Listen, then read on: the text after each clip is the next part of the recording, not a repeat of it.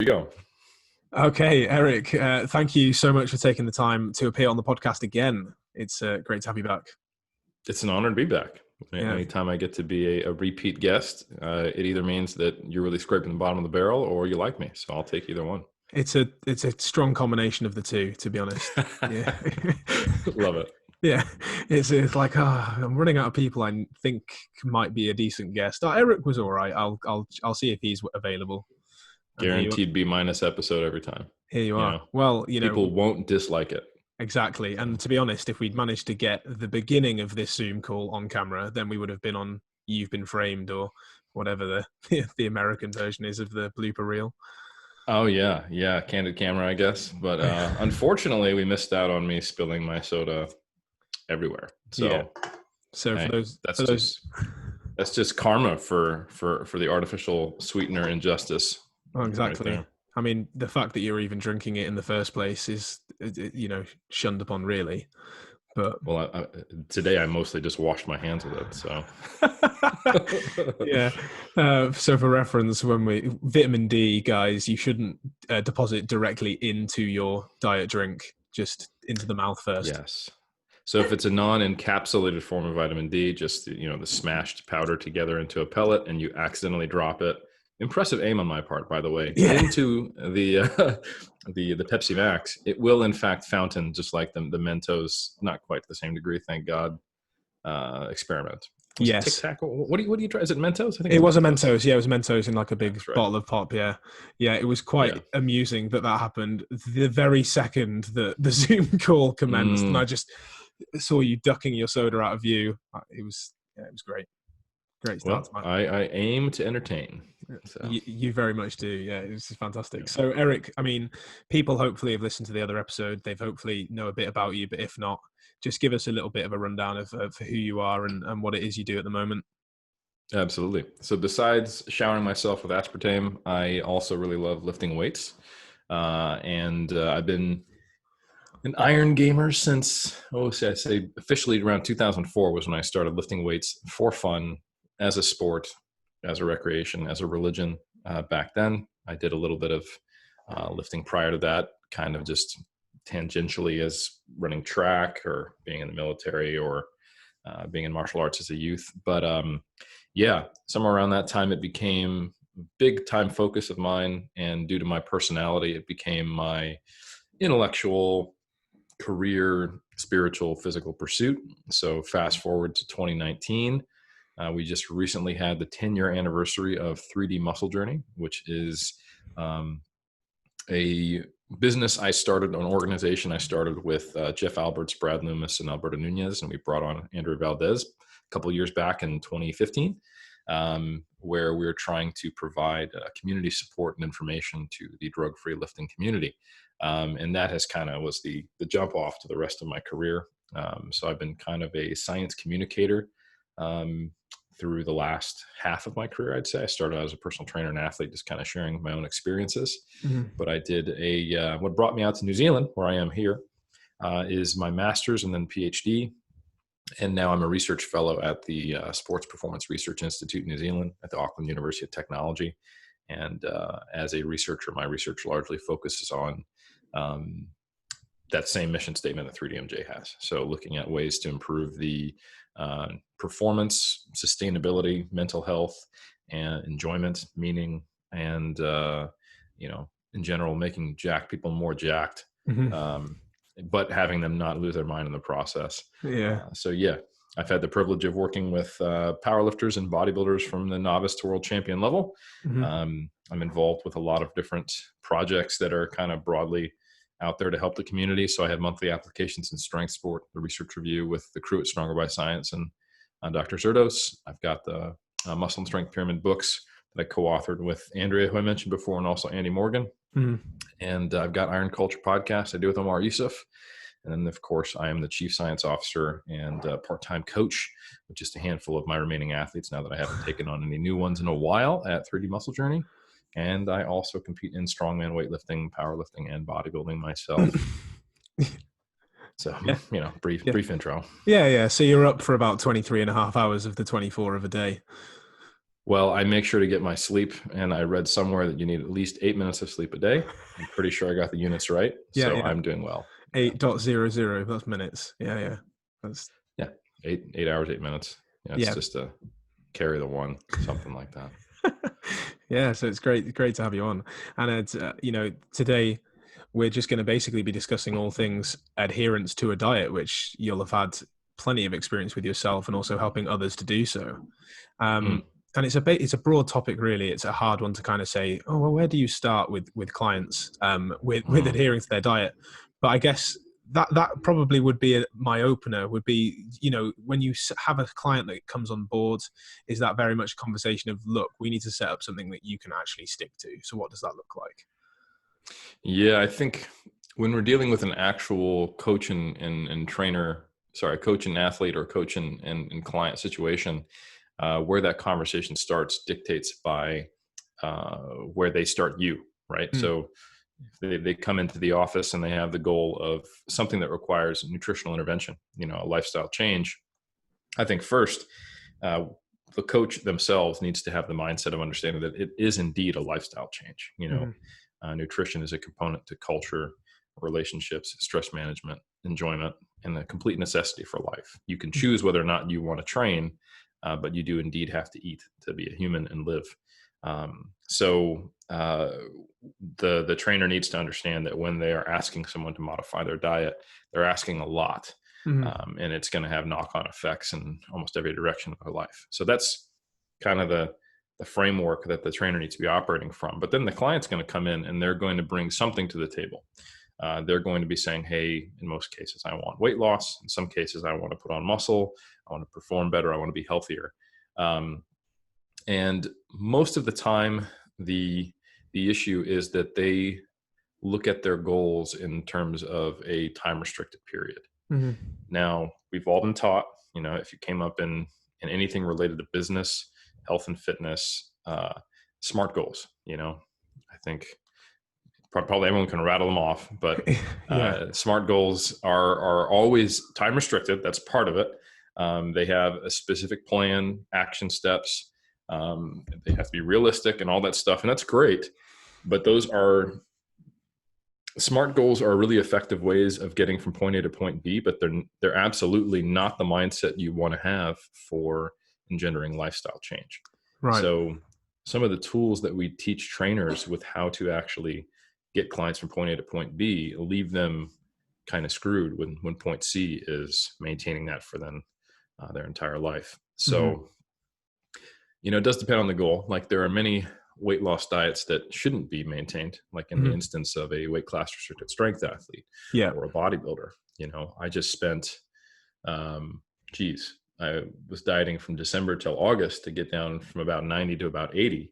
And now I'm up to 93 on purpose here in early November after my season ended in August.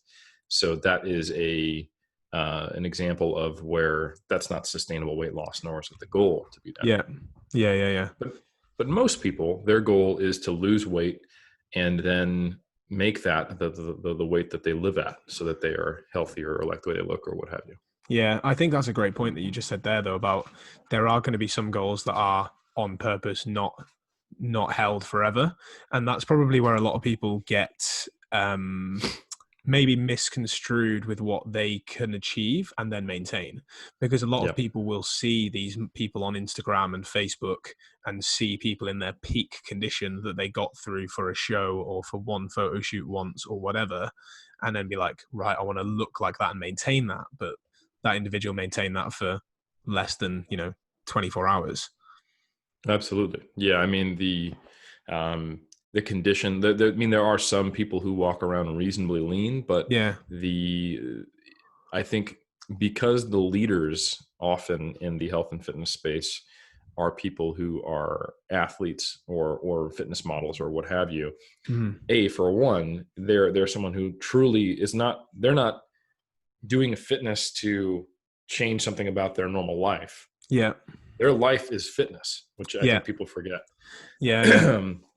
So, if we've acknowledged that we're talking about lifestyle change, unless your goal of your lifestyle change is to truly change your entire life to being fitness oriented, which hey, more power to you. If you decide, you looked up one day and you're like, I'm done trading stocks, I want to become a personal trainer or a science communicator for fitness, or I want to be a group exercise instructor, whatever. Like if you decide you want to make fitness your thing, awesome. Then that might be a reasonable person to watch and see how they live their life. But the reality is that if you are someone who is engaged with exercise for health or fitness, but your life is, normal, quote unquote, and you're simply just want to change something about it through fitness, watching someone who is a competitive bodybuilder or a fitness model and trying to emulate them is a really bad idea. Yeah. Be me is not a very useful solution at all. And it's typically the place where most trainers start when they're crappy trainers, when the only person they know how to help is the one person they've had success with themselves. Yeah. So I was a very poor trainer until I started to meet people where they were at and have a little more life experience and perspective to realize that simply telling them do what I do is not a viable solution to anyone unless they were really similar to me. Yeah. Yeah. I think a lot of trainers will undoubtedly say the same thing. Like it was definitely my journey through it in terms of like, I had great success with one method, and then it was a case of learning more about it and trying to get clients to do the same thing that I did. And you're right, it's just not going to work until you understand that they're completely different people with different priorities and different lifestyles. 100%. And so, I mean, what you just said there about you've got to meet the client where they're at. So if we're talking about, let's say that we're clients listening to this show to try and get, okay, how can I adhere more to my diet? You said there about sometimes it's an issue because people say there's almost like a time restriction on the goal. So then when they've got there, they kind of like forget everything they've been taught. But would there be something to say about setting up a diet phase with a term of, okay, well, I only have to be in a deficit for a set amount of weeks, and then I'm going to focus on maintenance, and then that's a way that they like bring about more adherence to the goal? Yeah, I think yes is the short answer, and the long answer is it's not that having these short-term goals or milestones is a bad idea. No. It's that how they're communicated and how they're carried out is typically done in a way that is not conducive to long-term adherence. Someone follows a plan that, even if it is quote unquote evidence-based, right? But they will not have any kind of perspective on how to make it something to maintain or what they do afterwards. It's entirely focused on, I'm going to get from point A to point B, whether that's a time period or a certain amount of weight loss or a body fat percentage or whatever metric they're using.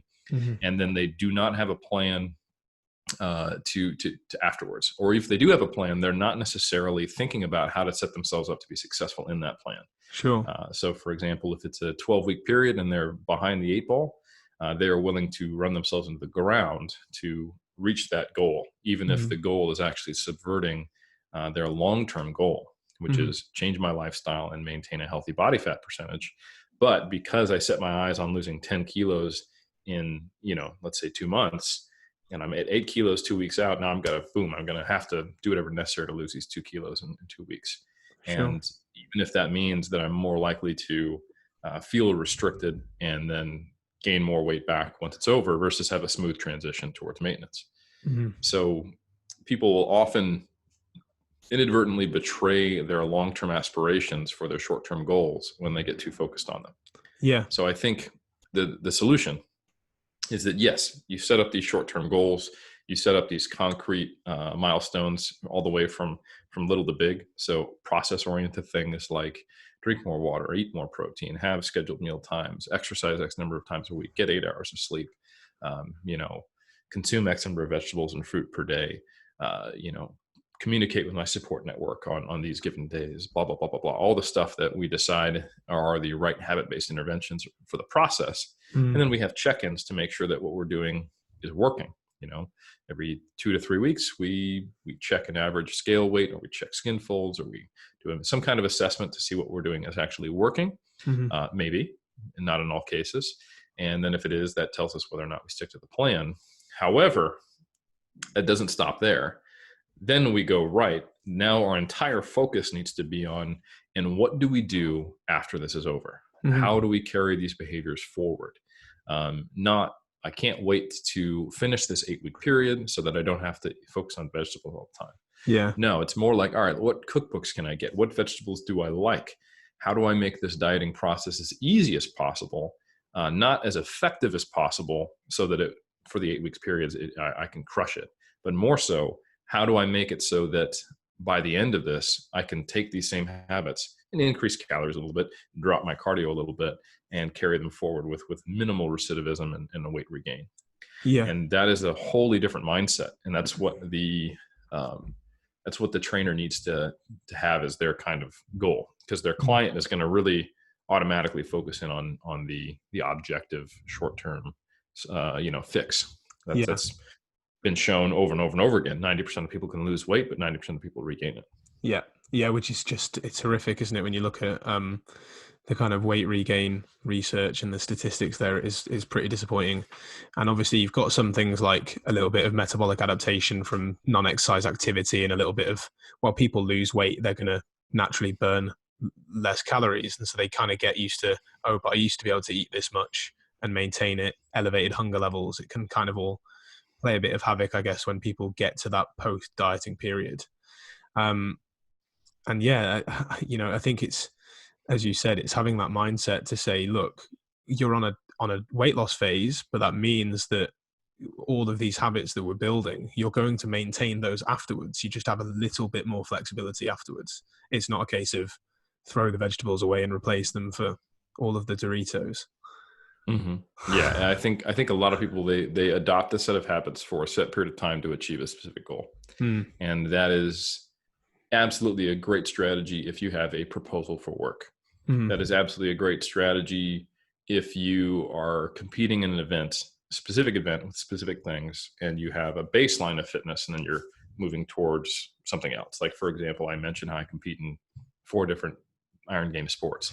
Like, I have kind of like this baseline setup where I'm doing some strongman, some weightlifting, some powerlifting, and then some bodybuilding accessories. Yeah. Once I select, hey, I'm doing the Auckland champs in April or something like that, in February, you better believe I'm training like a powerlifter, sure, and doing maintenance work and everything else. Yeah. That's how goals get achieved. Don't get me wrong. But I think that the going back to my first point is that we need to make a really big distinction between achieving quantitative goals and lifestyle change, because they're not the same. No. Habits do start as kind of things that require restraint, attention. They kind of have to be a little forced, etc. But they need to become automatic. So when I was in Hong Kong and Singapore just recently with Alberto Nunez, my colleague, and then also Cliff Wilson and Lauren Conlon, I had a question. I think it was in Hong Kong, not Singapore. The model there that a lot of the gyms use to bring in income and get a lot of clients, they have a lot of, in Hong Kong, it was Hong Kong now that I recall, they have a lot of relatively wealthy, busy people who are very A-type and goal-oriented. And the really successful campaigns are just to do these 12-week transformations or 8-week transformations, So the gyms and the trainers market, hey, client X started here and got here by the end. And then, so they show that to be their ethos. They attract clients with that goal. Clients want that. And the trainers are primed to deliver that. And they know how to very effectively get someone from point A to point B in 12 weeks. And it's probably going to be safer and more effective and healthier than if they did it on their own with some crazy crash diet. So even if it is quote unquote evidence-based, they have good macronutrient setup, a good diet, they're not losing too fast, but it's basically like max speed, healthy fat loss while retaining or even gaining a little bit of muscle mass with a few training sessions together. That's great. It's the science-based crash diet. But it's still a goddamn crash diet, right? Yeah. And these folks could do multiple 12-week transformations every year because they always regain the weight, right? Regardless of the fact that they are following what PubMed might say as far as a fat loss effectiveness perspective. So anyway, at the seminar, I got these questions about, well, how do I do this? They wanted to make sure they were maximizing the effectiveness of these 12-week blocks so that they could be the trainer that stayed in business and could pay the bills and would not be fired by the gym. And I understand that, everyone has to live. And I said, hey, that's actually pretty low hanging fruit, get the protein up, make sure they're consuming adequate, fruits and vegetables, have them losing no fat, say 1 to 2% of their body weight per week. make sure they're lifting weights, and in their spare time doing low fatigue cardio, and a few other things, and minimum fat intake, minimum carb intake. Boom, you get it done. However, once you set that up, and you've got them coming to you 2 to 3 times a week for an hour, you have every single rest period, all this time, the pre-consult, while they're cooling down, warming up, to spend all of that talking to them specifically about how to carry these behaviors forward, and to set them up for success long term. And I said, hey, it's also 2019. Like, even if you need to spend 90% of a session, pushing them and training them and spotting them and correcting their form, et cetera, all that stuff, why don't you have a weekly email that goes out to them that talks specifically about maintenance of behaviors, behavior change, and gets them thinking? You have basically 12 emails and 36 sessions for you to get them in the mindset of, how do I carry these behaviors forward? What is sustainable? How do I engender adherence so that you don't have that same client again? Yep. Because if you have that same client again, it means you failed. And I think, I hope they heard that. It's a difficult thing to do, but you certainly can do both at the same time. And there's even evidence to show that they can work synergistically together. There's data showing that faster weight loss in individuals with obesity predicts long-term adherence. Yeah. Which is a surprising finding when you think, oh, everything's about moderation, it's this and that. But it's like, it's specific context. Yeah. If you feel like your goal is achievable, and if you have the tools, and it builds that competence and autonomy and self-efficacy, and then you can, while that's occurring, I mean, if you think about it, like if you were able to stick to a 1,200 calorie diet for 12 weeks, and that's a 1,000 calorie, deficit, and then you go, hey, guess what? You can eat 2,000 calories at the end of this after weight loss adjustment for, like you said, total energy expenditure. That's going to feel like a whole 2 extra meals. Yeah. Yeah. Hey, we cut out your cardio and we eat 2 more meals per day. Does that feel sustainable? Oh, wow. Yeah. And then you work on helping them achieve those behaviors and give them practical solutions. I think the problem is that we leave people without a set of tools to make that transition. I guess it can be too focused on the numbers a lot of the time. If you kind of focus on tracking, because tracking is one of those great things for a lot of people, because it provides an area of flexibility. It's a case of like, hey, we want you to be eating mostly quote unquote non-processed foods, but having some every now and then isn't going to kill you in the scope of a great diet, same with alcohol, things like that. So if you track, you'll be able to see how these things can fit in, and you'll be able to see how different foods fill you up. But if people just live by the numbers without focusing on the habits they're actually trying to change, they then get to the end of the process, as you said, and they'll just eat whatever the heck they want, and then be like, why am I still hungry even though I'm hitting my numbers and I'm eating more food? And that the adherence kind of becomes to fall off the rail side, I think, when that happens. Yeah, that's really well said. And, tracking is a really, really useful tool, but often misapplied. Tracking will ensure you're successful, and will ensure you're successful long-term if you decide that you are going to keep tracking for forever. Yeah. If it's the intervention, I think another way to look at tracking is that it can be a supplemental tool for learning and behavior change. So if you were tracking and doing that initially to learn what the nutrition labels are, which foods are dominant and which macronutrients, and you're tracking, to get an idea of where your baseline is and what your habits are currently generating. And if you're tracking to look at what your causes for eating a lot are, when you happen to do it, the choices you make when you're in a kind of react situation, like, oh crap, I have to get from A to B. I'm going to go to the store and buy something, and you see what you do, how you feel about it, what those calories are, what the macronutrients are. And that gives you a certain nutritional literacy. Fantastic. And if let's say you're tracking then for a short-term period, like a bodybuilder, to lose weight, to institute control of variables and restraint, because again, you're not going to be maintaining that weight loss. The goal will be to gain it back afterwards. That's fine. But if you are tracking as a solution to being with obesity, that is it's just a matter of time before you stop. Just like any other diet that requires restraint, So long as you experience it as requiring restraint, Mm-hmm. you can guarantee you will eventually not do it. Mm. All the fitness influencers and Instagrammers and athletes, they enjoy what they're doing. They like to train. They keep training not because it feels like working out. It's not a chore. They don't have to wake up at 5 a.m. and debate with themselves whether or not they're going to go to the gym and meet with their trainer and go, okay, well, thank God I'm paying or I wouldn't go. You know, that whole conversation, that whole perception of that most of our clients have of training is a chore. That's why I've hired someone else to help me do it. That just means that you're going to eventually stop. And the same thing is true of nutrition. So if tracking requires some kind of level of focus and attention to detail that is draining at all, you know, it's just a matter of time before it stops. So tracking can facilitate awareness.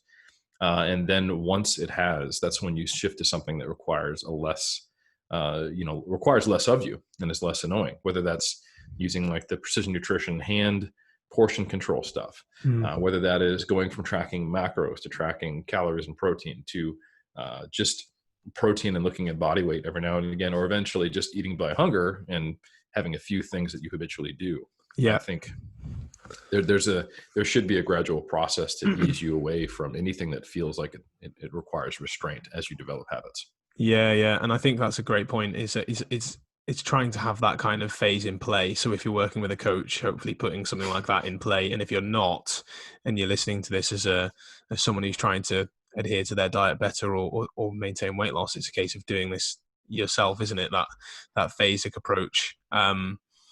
Because as you said, tracking's is just a tool. And if you see it as restraint after a while, it's you mentioned this on your last podcast on Iron Culture, this idea of tracking is supposed to be flexible, but if you see it as restraint, it then becomes rigid because you're living purely by the numbers. And as soon as you take the numbers away, it's almost like you're riding without the stabilizers on, but you have no idea how to do that, so you just crash. Exactly. That's well said. Yeah. And I think that's just such a great point. It's knowing that behavior change is the key factor here, rather than looking at it as it's looking at anything. If you look at anything as a temporary fix, you're going to stop doing it.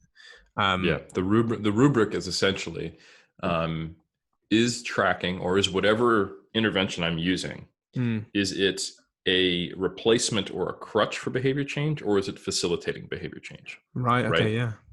So, for example, with I'll use an example I'm well familiar with for a bodybuilder in the off season who struggles with overeating, and they get really, really heavy, and then they only know how to solve that is by going through contest prep. So they have this kind of bipolar relationship with the sport, very common, and they pretend this is bulking and contest prep, but they couldn't take a 2-year off season if they wanted to because they were too heavy, right? Tracking is a solution to that. And then they are living by the numbers, and that can be a fix, quote unquote. But what do they do when they stop competing? You know, like it's clearly it might even be a crutch that lasts for a while, or a Band-Aid that's very effective, but it's not a solution to the problem. There is a mismatch between your behaviors and your relationship with food and your desired goal in health, right?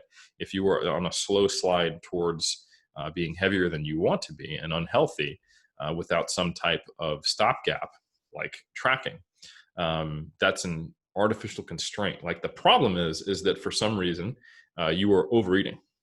So that is what needs to be solved. And that comes through behavior change, awareness, a relationship with food modification, and doing some introspective tools and trying to figure out what's going on there, rather than going, well, if I have a limit, I won't eat over these numbers.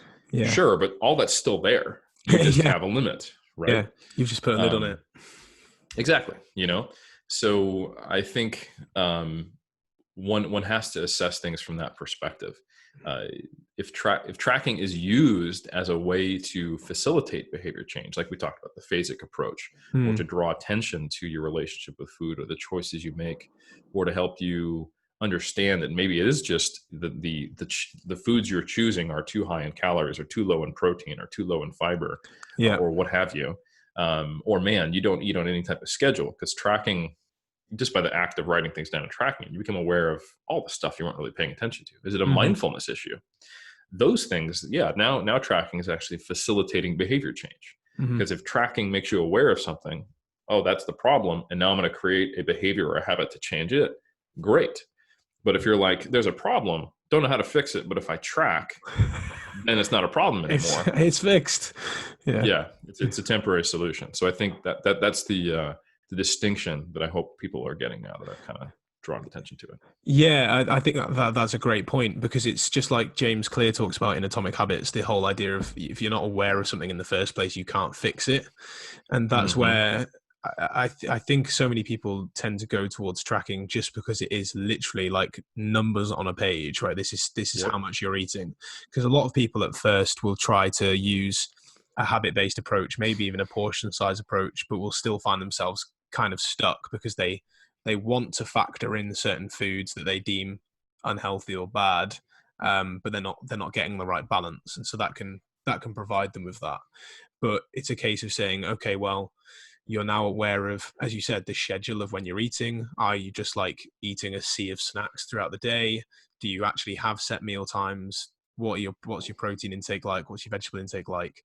Now you're aware of what your pitfalls are. You can gradually work to try and improve them. So set up a phasic approach of, for the next couple of weeks, I'm just going to focus on getting protein with each meal, and it's going to look like this, right? Yeah. I can do that now without thinking about it. Now let's look at my fruit and vegetable intake, get that going. And it's a case of slowly building up those new behaviors over time, rather than trying to rush them in a 90-day transformation, as you said just earlier. Yep. A lot of it is very much putting guardrails on your life. What I mean by that is that the eventual goal is to get to a place where you're just living life and you are following the habits that you developed, and it results in the outcome you want. So in most people's case, that is not gaining weight over time, maintaining a healthy body composition through maintenance of habits which prevent overeating. Now, what that means is that you need some type of structure, but the structure needs to become automatic. So I'm going to give an example to help people see what I mean by guardrails. So like I mentioned, I just competed and I did my last show back in mid-August. After getting so lean, the immediate response, which is totally normal, is to be incredibly hungry, and for that to last until I have regained lean body mass, regained some body fat, and seen my physiology normalize, and then my behaviors will then follow suit to some degree. And there's some interdependence there. I'm now at a place where that my weight has stabilized, and like I said, it's around like 92, 93 kilos. So I was recently in Greece, and on vacation, there are certain constraints. So every environment or every situation you put yourself in, the guardrails are going to change depending on your lifestyle, how much you move, what food access you have, what the friends and family around you do. Are you in a friend group that goes out and drinks every night? That's going to dictate some constraints on your energy balance. You can make some choices within it, but they often won't overwhelm that environment. So for example, are you someone who has one drink when you go out to drink, and then you often volunteer to be the DD? You're going to take a lot less calories, but you're still going to be in that same environment. Or are you the one who drinks as much as possible in the 3 hours that you're out until you pass out and you're the person who needs to get help to your door? So we have someone who's the DD and consuming only a couple extra 100 calories. You have someone else who has to end up going to AA to deal with that, right? Same environment, very different outcomes, but there's still some limit there, right? They're both drinking. So in Greece, as an example, we didn't have a rental car. And it's Santorini. So everywhere is walkable or whatever. So we were clocking on average, I think 15,000, 16,000 steps a day. Yeah. Additionally, because we were in Santorini and I'm hungry and we're on vacation, it's very reasonable for us to eat big meals, to get dessert and then get some gelato and then go to bed and start the whole process again. So I was eating breakfast, lunch, and dinner and a large dessert, and each meal was large. But there was a limit. I wasn't going to order, just from behavioral norms and societal norms, I wasn't going to order 2 meals. No. I wasn't going to, and certain habits I have that are always there, I'm not going to order something without protein. And I wasn't going to eat outside of those 4 meals. So realistically, how much damage can I do? I'm not going to order a triple scoop of gelato. That's just not what I do. I will want gelato and I'll go get it, but I'll get a single scoop. So I've got a single scoop of gelato, an appetizer with dinner and a dinner, and then a large lunch and a large breakfast. So we're looking at maybe 4,000, 5,000 calories max, like but unrealistically, probably not that. Typically just under 4K. And fortunately, because the environment was we didn't have a rental car, that didn't result in weight gain for me. I came back from vacation at the same weight. The simple act of deciding to get a rental car in Santorini would have meant that I'd gained a kilo. So that's an example of how you can have the same physiology, behavior, and ad libitum automatic approach to life, but change the environment and have a different outcome that doesn't result in weight gain. Yeah. Does that make sense? So basically what I'm saying is that you then take that on into your life. So, okay, great. I create habits that will result in this always occurring. So I'm only going to eat inside these current meal times. I'm always going to consume X number of servings of vegetables and fruit. I can have dessert. That's fine. I don't take away my adult card. I don't create this feeling of restraint. But I have this inclusive diet where I've got protein, fruits, vegetables, and a high fluid intake. And I walk whenever it's reasonable. Like I have a rule, like you just make rules, right? You make these arbitrary rules on yourself. If I can get there within a 20-minute walk, I walk, I don't drive. For example, one of the rules we live on the 4th floor of an apartment building, is so long as we're not carrying groceries or carrying a bag or get a delivery, we take the stairs. Oh, come on. Even with the groceries, you got to take the stairs. Come on. Oh, during prep I did, but then I was just like, I'm not that masochistic anymore. Again, it felt like restraint, so I couldn't maintain it. Yeah. So yeah, now in the off season, we most of the time take the stairs. We walk if it's less than 20, 25 minutes. And I work out on a fixed schedule, and I only eat within a fixed schedule, but I don't track my macros anymore. I'm not constantly weighing my food. I have a few things that I keep in my head that don't feel like restraint. I have to eat my body weight in protein in pounds, or roughly 2 grams per kg. Stuff like that. Yeah.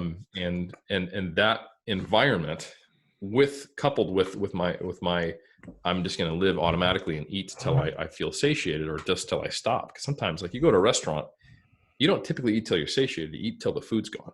Yeah. Not everyone, but I think there's plenty of research which shows that the portion sizes you're presented with change the amount of food you eat. Yeah. So anyway, so it's about creating those guardrails in your life so that you can not have restraint, but have structure that results in what you need. Yeah, I think that's a great way to put it. It's not restraint, it's a structure, it's a framework. Because as you were talking there, it's just that idea of, like, we're walking everywhere, and I'm only going to have 3 to 4 meals a day. They're going to have protein in every meal. I'm only going to have 1 scooping of dessert. If you said that to some people at some point in their journey, they'll be like, oh my God, like, the amount of rules that you're following, that sounds like really restrictive. Whereas actually, like, no, there's a load of food that I can have within that framework. That's just a case of, those are habits that you've built up over time. And actually, it's probably just getting to the message to our clients that these habits that we talk about, because, like, even though we're fitness and we're into this sort of thing, it's like, this is kind of what it needs to be like. So these are the behavior changes we want you to go through to be able to reach your goals and actually maintain them. I think a lot of people struggle because they are in that corporate environment, as you said there. People go out drinking, several nights a week, if not most nights a week. They're traveling a lot. They're out on expenses, which means restaurant meals like every night, those kind of things. And hey, you must have worked with those clients in the past, so I guess you've got to provide them frameworks of, like, fewer meals a day, and then say, how much alcohol are you actually going to want to drink? It must be a tee up sort of versus the goals and their lifestyle, and what's possible, but also what they're willing to do, I guess, what the trade-off is. Yeah. And honestly, as soon as they get started on that style of conversation right there, they're looking for creative solutions to their individual situation. You've already won, right? But the problem is most people aren't even having that conversation yet. They're still focused on the 12 weeks. Or they might not be in a stage of change. Like, if we know, behavior change, it starts with, like, pre-contemplation, contemplation. So, but if they're actually in the phase of where they are considering, I want to make this change and I need to look for ways to solve it, fantastic. Then it's just a matter of how creative are you, and can you collectively come up with something that works? Yeah. Most of the time, the lack of success is when the person is not even aware, like you mentioned in James Clear's book, that there is a problem that needs a habit-based lifestyle change, and it's more so they want the 12-week, or they're just simply not ready for change, and all they want to do is pay you to train them a couple times a week and hope that solves their problem. So I think one thing that, because you mentioned a lot of people, if they heard what I was describing as all the rules I created for myself, would look at that and go, oh my God, how do I follow such this intricate if-then statement with all these guardrails in my life? I feel like I can't do anything. Yeah. But the example in Santorini was pretty easy when you think about it. Like, we had to get there. We didn't have a car, so we walked. You had to walk. Yeah. And then when lunchtime came around, I ate a meal, and I chose something that had protein in it. It was still delicious. Like eating fish in a salad in Santorini, or even risotto with shrimp. I wasn't complaining, Yeah. And again, like when you're walking 16,000 steps, you pretty much can't do enough damage in a single meal for it to matter. And then I had gelato literally every night, like I didn't feel restrained, which is the important thing. Yeah. But I do get that I'm me. And there are some other people who would look at that and be like, that's still actually a lot more than I want, or I'm not in the kind of shape where I could walk 16,000 steps. I would need to get that car. Yeah. And then again, it's just a matter of going, all right, well, what are the guardrails that would make sense for my situation?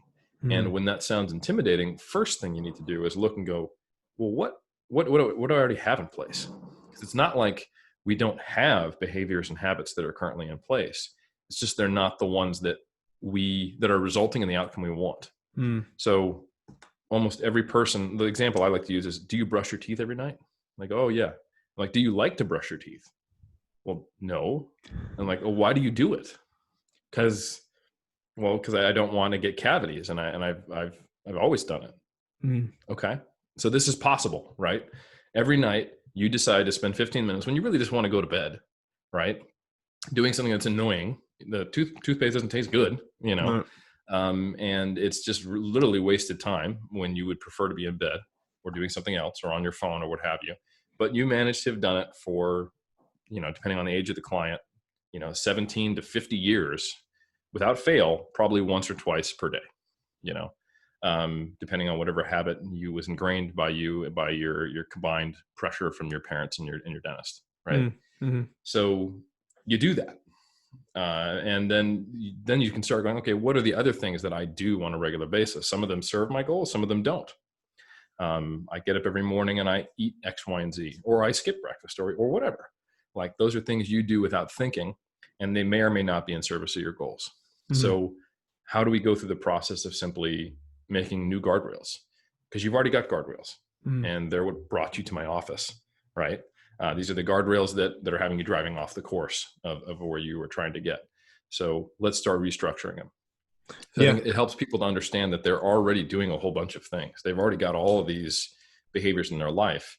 And once they start identifying them and they realize that they're just things they do, and the only reason they do them is because they've been doing them, then it's a matter of going, okay, am I open to doing new things or less things that I was doing to result in a different outcome? And then we don't have to do 500 at a time. We can do 2 or 3, whatever pace the person can realistically do. But we do need to start identifying them and thinking about how to modify them. Yeah. I mean, there were 2 things there that were great. It was the one. It was, again, the awareness of what you're doing and what you're not doing. So, like, almost having a habit tally. Again, this is something in James Clear's book. So for anyone listening, it's definitely worth getting, where he talks about just writing down everything that you do throughout a day. And just being really super aware of what you're doing, and then writing, does this suit my goals? Yes or no? And then you've got a good tally chart of what it is you might need to change. And then the second point is then attacking those things systematically rather than all at once. Because as you said, because we're all obsessed with this like 60, 90-day transformation, we're in a world where everything is available at the touch of a button information-wise. We want our bodies to react the same way. So we're just like, right, okay, well, I'm going to sleep 8 hours a night. I'm going to eat 10 servings of vegetables a day, protein with every meal, exercise 5 times a week, and try to do everything at once. And you just inevitably burn out after 4 days. 100%. Yeah. I think, there's a peak level of the number of things you're trying to modify that is fun, because it's like this problem you're trying to tackle, and if you try to do more than that, it's not fun, it's overwhelming, and you can get a natural sense of that. So like right now, so I got a Fitbit, and it's not a perfect way to track one's sleep, but now that I've shifted my training prioritization towards getting stronger, and trying to do this ridiculous goal I have of competing in 3 strength sports in 2020. I don't want to get hurt, and I do want to progress. And one of the things I've identified, you joked about how I sleep 1 hour a day, is I've been intentionally trying to get much better quality sleep. Right. And so I've been looking at, okay, so I sleep okay at night, typically 6 or 7 hours, and I'm getting better at getting 8. And I've tried things like, let's try earplugs, let's try a sound machine, let's try modifying the temperature. Let me get off my phone, or make sure I'm using the shade shifter, so it's less blue light. Let me just try to make sure I get in bed at a consistent time. Make sure that the thing I'm doing before bed is something that doesn't generate more anxiety. So I put my phone on airplane mode and I just read a book.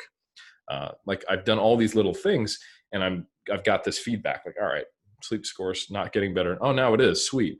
And now I'm at a point, now that I've been doing that for about 2 months, to where my sleep's actually quite good, and I am seeing the benefits of it. So at a certain point, I will just keep doing those without trying. And now I will go, all right, what's the next thing I can optimize? Yeah. But if I was trying to optimize my sleep right now, as well as something else, I can't think of anything else right now that I would jump on. That would probably be taking away from one or the other. So I'd be doing 2 things poorly instead of one thing well. Yeah. So I think you're 100% right. You have to not try to tackle the world, but take that systematic approach, which is actually quite fun. And like, I'm going to handle this. I'm going to handle this. And just really, really kind of focus in and make it something that's enjoyable. And see how you can reprogram your own life. I think that's a good thing, actually, that, as you said there, is finding the enjoyment of it and trying to make it fun. And that is the key. The title of this episode, all around adherence, that is the key to adherence, is actually enjoying it. And it's finding these frameworks that you enjoy and making it fun in some way. There's a Duolingo, an app called Duolingo, which is all about learning languages, that I've been using recently. My girlfriend has grown mega sick of the noises from it, but it's a game, because they make you stay on a leaderboard. And if you don't earn a certain amount of points a day or a week, you get demoted to different leaderboards, and you want to actually climb the leaderboards. And so it forces you to spend more and more time on the app, because it gets harder. And that's a good point for any habit, is trying to make it almost a game or a system that then brings you into adherence. So whether that's tracking things on your calendar, like a tick cross list, and then building a chain of habits, or, as you said, systematically looking at things and trying to actually take pleasure out of seeing the improvements. That's kind of that's almost the key, isn't it? Yeah, that's the whole reason I like lifting. Yeah. I think I have from the start gamified it through strength and volume and all the objective variables. And I think some people do that with like bodybuilders, do like their body weight and stuff like that, which, there's a double-edged sword there. Sometimes I know bodybuilders who won't want to drop a certain amount of weight to get into the shape they need to, because they're attached to, I've gotten this big. I've gamified myself. I compete at 80 kilos. Well, what if you need to compete at 75 to be successful? Yeah. I don't like that, No, yeah. But so I think, and actually James Clear talked about this as well. Anytime you quantify something, or you gamify something, or you make it, you're focused on the habit, that's great. It gets you buy-in, you're going to do it. But you can also turn to the person who set the goal of having 10,000 steps a day, and you look up and you're at 8,900, and you walk around your living room for 30 minutes, and the goal isn't to get 10,000 steps. The goal is to be healthier. Yeah. And the fact that you had 8,900 on Thursday doesn't matter, because you might have 1,100 on Friday. Yeah. But I think it's kind of like you need to use both your primitive brain and your more evolved brain together. like the part of you that's very focused on short-term things and reaction and slow thinking versus fast thinking kind of stuff I'm talking about here. Yes, utilize that part of you that is focused on achieving those goals, playing that game, getting those endorphin hits and getting those achievements unlocked, but then maintain that mindfulness and that awareness, kind of the same thing that trainer is doing when they've got someone going through the 12-week transformation, but they're sending them emails, they're in their ear, and every spare moment they're talking about how do we carry these forward. Do that with yourself. You're developing these habits, but again, remind yourself with mindfulness, why am I trying to walk 10,000 steps? It's not because I win, although you do, great, and that's fun, and that'll keep you walking 10,000 steps, but also because I want to be healthier. So long as I have created the habit that no matter what happens, even if the game goes away, even if I'm on vacation, even if the holidays come up, I'm walking here, I'm taking the stairs, I'm doing X, Y, and Z, I'm going on my evening walk, I'll listen to podcasts, whatever habits have helped you get to 10,000 steps that are supporting your goal, that the goal is still the reason behind it versus you getting uber focused on just the action and the quantification of it. Yeah, it's about doing all of these things that you can then maintain, because otherwise, what was the point? You'll just have to do them again someday, and you've in fact changed nothing. So it's basically the key to adherence is finding the best framework for those type of healthy, conducive habits that work for you, your situation, and your lifestyle. Because as you said, we're all about fitness, and so we love going to the gym, and we take pleasure in a lot of these things. And a lot of people won't. A lot of people, but they can find activities that they do enjoy, whether that's playing a type of sport, whether that's just going out cycling for pleasure, going walking for pleasure, hiking, rock climbing, swimming, whatever, water sports. Find something active that you enjoy. And then find the best balance of food and drink intake that suits you, but allows you to have a body composition you are happy with. That's key. Absolutely. No one needs to walk around stage lean, but you want to be happy with yourself. Yeah. So. And I think it's a funny thing where arbitrary rules are both the barrier and the pathway to success, right? So I can give many examples of arbitrary rules, which typically cause problems for people, right? So you can't eat after 6 p.m. This was an arbitrary rule that was common in the late 90s, early 2000s, mid 2000s, because that would, with some ridiculous physiological rationale that's incorrect. And we got really, really focused on the fact that this was incorrect physiologically. This is not hashtag evidence-based. That's the problem with saying you can't eat after 6 p.m. But the real problem with you can't eat after 6 p.m., it's just not realistic. Like that is an arbitrary rule that is very difficult to sustain. That goes against the vast majority of what people would do naturally, right? Yeah. And so you could look at that and go, right, but most people are overweight, so we need to attack the things that most people do.